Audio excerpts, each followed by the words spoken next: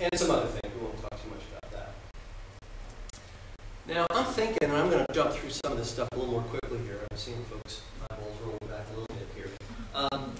One of the things that's real important about this CO2 sequestration business, remember there's only 25% of the emissions out of a smokestack that are actually the CO2 that's doing any harm to our atmosphere.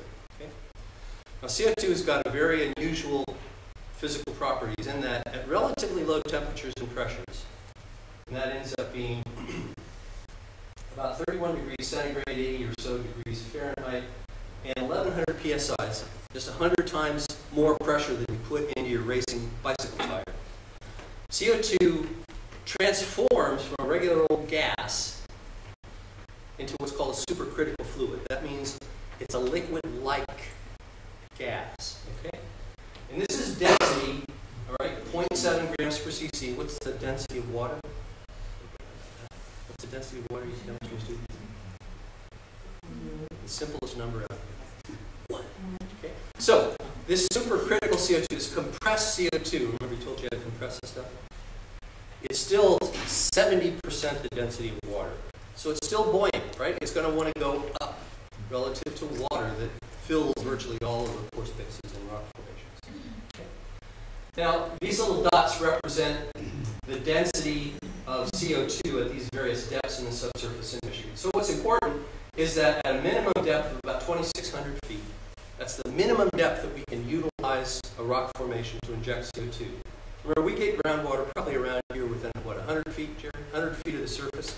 We're talking more than 2,000 feet of solid rock below our groundwater resources is the minimum depth into which we can inject CO2, because that's when it compresses, and it's 350 times, you probably can't see this, but it's 350 times more dense than the gas that exists in the atmosphere. So we are much more efficiently utilizing the space in the subsurface to dispose of the CO2. Okay? So that's why you got to compress it. It takes energy, right? It takes energy to compress it. So, obviously it's more expensive than letting the stuff go out of the smokestack. This is one of the sources of expense. Now, this is important because in Michigan, and what these are a bunch of little maps, projected maps. This is the surface bedrock map. This is a rock formation in the subsurface and increasingly deeper in the subsurface, older rock formations in the subsurface. And what these maps show with colors is the deep portions where these formations are deeper depths in the subsurface, and basically the geology of Michigan is a bunch of stacked bowls. Okay? So the same rock formation lies at a greater depth in the middle of the state than it does on the margins of the state. So in order to utilize a rock formation for CO2 injection, it's got to be below 2,600 feet.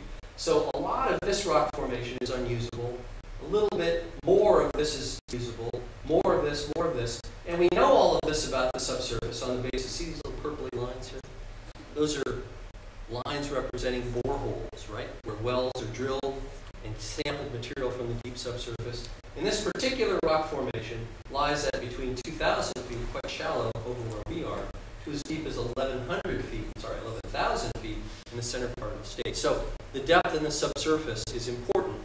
We can't exploit a rock formation everywhere. We've got to first know how deep it is in order to even consider it for sequestration. Now, these other requirements, this injectivity and storage capacity business we've talked about, and we talked a little bit about the scale of injection here. So let's jump over that slide.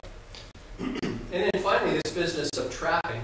We've got to make sure we've got an impermeable cap rock and some other things. Again, I'm going to kind of jump over this because these details are not terribly important. They're very important, but I'm not going to go into detail. Basically, we've got to be sure that there aren't existing boreholes through which the CO2 can escape, that there aren't faults that allow conduits to the surface, and et cetera, et cetera. But these are all absolutely critical aspects of geological assessment of an appropriate site for CO2 sequestration. You can't just go anywhere, cover eyeballs, drill a hole, and expect to inject the CO2. The careful site assessment is a fundamental aspect of this whole initiative. All right, well, again, we're going to start jumping over things pretty quickly here because there's a lot of geology mumbo-jumbo here, and I don't want to lose you with this stuff. But let's try to hit some high points here. This is what geologists usually use to represent the layers of rock that exist in the subsurface. Okay? This is depth, and actually shown here is the geological age of all these funny words, Silurian What's important here is there's as much as 16,000 feet of rock material in the subsurface, especially in the center of the state. Remember how it's like a cupped palm with all these bowls stacked? Okay. So there are rocks that are as deep as 16,000 feet in the subsurface, but anywhere between 2,600 feet and as deep as it makes financial sense to consider are going to be rock formations available for sequestration.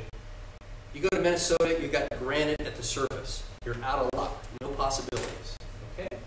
Now, early work suggested that there might be as much as 40 billion tons of capacity for CO2 sequestration in the state of Michigan. Okay, now how we did that's a lot of magic, but it's a reasonable estimate. And just to make that number make sense to you, I mean, I can't imagine a billion tons of anything. This is the emissions from stationary point sources in Michigan. It's almost 100 million tons per year. So that's like hundreds of years of storage capacity in the subsurface. Now, the important thing here is the intention of utilizing sequestration is not to do this for 400 years, but to use it as a transformational technology to get us to the point where we have weaned ourselves from fossil fuel combustion. And these numbers would suggest that we've got a lot of margin of error. Okay? If we have 400 years of storage capacity, maybe we can be pretty confident that we have 50 years that we can really utilize. Okay? So what's that, an 8-time margin of error? Okay. In terms of just the capacity to conduct the processes that we're talking about. All right, I'm going to go quickly through a little summary of the results of a pilot injection test project. I was involved in a project where CO2 was actually injected into a rock formation. This project was conducted with funding from the Department of Energy. The Department of Energy has configured a funding mechanism where 7 different partnerships in the United States have been given monies to initially evaluate, do some preliminary demonstration testing, and currently we're in a major, large-scale testing phase, a 3rd phase. But the 2nd phase of this project, this regional carbon sequestration partnership, and the Midwest Region Carbon Sequestration Partnership, these states plus New Jersey now, of all things, New Jersey and New York are now in the Midwest, but never mind what that is. We are one of 7 partnerships, and we conducted a demonstration injection project up here in northern Michigan, near Gaylord in Otsego County, Michigan. Okay? And the intent was to try to demonstrate the feasibility of doing all of this stuff. Now, this is a map of the state of Michigan, obviously, and these symbols, again, you may have trouble seeing them, but basically the red and the green dots represent oil and gas boreholes, permitted boreholes. The state gave a guy a permit to go drill a well, just like you'd go to the local folks and say, give me a permit to build an addition to my house. So these guys got permits to drill boreholes. And up here in northern Michigan,